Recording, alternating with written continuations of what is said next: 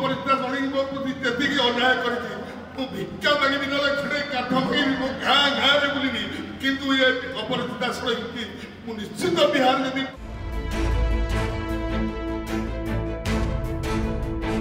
खोर्धारे भुशुड़िला BJP दल छाड़िले वरिष्ठ नेता कालूचरण खंडायत राय दल लगी साजिबे काल केवल एतिकी नुहे प्रार्थी होई दुआर दुआर बुली जनसमर्थन लोड़िबे अपराजिता विरोध रे प्रचार करिबे पाइक माटी विदा करने को सीधासलख घोषणा करिसंती कालूचरण आहुरी 107 जन विभिन्न पद पदवी इस्तीफा देइछंती। प्रशांत जगदेव खोर्धा बीजेपी रे प्रार्थी हेबा परे कालूचरण समर्थक एहाकु सहय करि पारि नाहंती। दीर्घ 10 वर्ष धरी संगठन को तृणमूल स्तर मजबूत करि आसुथिबा कालू आज दल पई अलोड़ा होई जाइथिले। 2019 मसीहारे 74,000 भोट पाइबा सह सांसद अपराजिता 90,000 भोट कराई तांकर विजय रे एक मुख्य भूमिका लिभाई कालूचरण। दल पे काम कला परे साधारण जड़े बिहार आसीथिबा अपरिचिता षडंगी जी आमर एमपी कैंडिडेट हेले सी एटे टिकेट बांटुंदी बोली मु दलर आउ जानी नहीं किंतु मनमोहन भाई की पचारि जदि से माने टिकेट बांटिया कथा आमु कहीं काम करोतले आमे कर्ज धार करी आज काम करूथुल कहीं कौन पे आमको 5 वर्ष वाला एते काम करोतले से कहले मु कौन करी भाई आ मु सब चिंता करू तो दुख बुझी पारुची आउ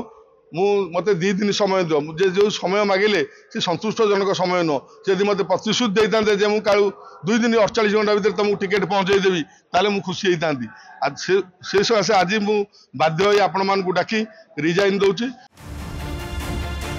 कोहभरा कंठ छल छल आखि दल पाई निज बलिदान को मने पकाई कांदी पकाई कालूचरण कही उठी अपराजिता नारी नुहे जड़े मायाबिनी मो सहित छलना करी निज स्वार्थ हासिल करिसंती। सांसद प्रार्थी अपराजिता षडंगी चक्रांत करी मो टिकेट काटिछंती जड़े अपराधी और गुंडा को आनी अपराजिता खोर्धा प्रार्थी कराइछंती 2 कोटी टंका देई पारिलिनी बोली तांकु दलीय टिकेट रु वंचित करा जाइछि बोली से अभियोग आनिछंती।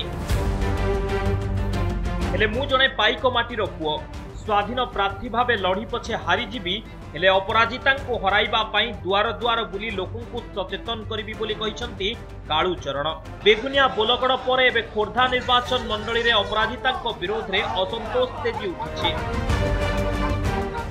माटी रे केबे भी हेले मु आज अपरिचिता षडंगी सकाशे मु आज मोर क्षति होइछि आ मु निश्चित जदि प्रकृत पाइक माटी रे जन्म होइतेबी मु निश्चित क्षति करी ही मु भोट देविनी मु भोट न पाई पछे घरे घरे भिक्षा कानी देखाई काठ खंडे मागी एठू माने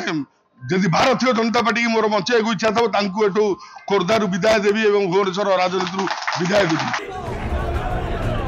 किछि दिन तले टिकेट प्रसंग में कालूचरण खंडायत राय सहस्राधिक समर्थक बीजेपी मुख्य कार्यालय में पहुंची नाराबाजी करने सह गेट सम्मुख में हंगामा करथिले। सांसद मनमानी जो दलीय कर्मी हतोत्साहित होउथिबा अभियोग आनिथिले कालूचरण। जी दिने खोर्धा बीजेपी संगठन को तृणमूल स्तर सुदृढ़ करते सी आज बीजेपी अलड़ा हो गले। बीजेपी सी आज इस्तीफा देइछंती कालूचरण खंडायत राय इस्तीफा देला परे आज खोर्धा बीजेपी भागाभाग हो जाइछि एवं एबे देखा बाकी रहिला आगामी निर्वाचन रे किभली भाव में अपराजिता एवं प्रशांत खोर्धा बीजेपी की धरी रखिबे। खोर्धारू कैमरा पर्सन समीर कुमार दास सहित शुभांशु रंजन सामंतराय नंदीघोष टीवी।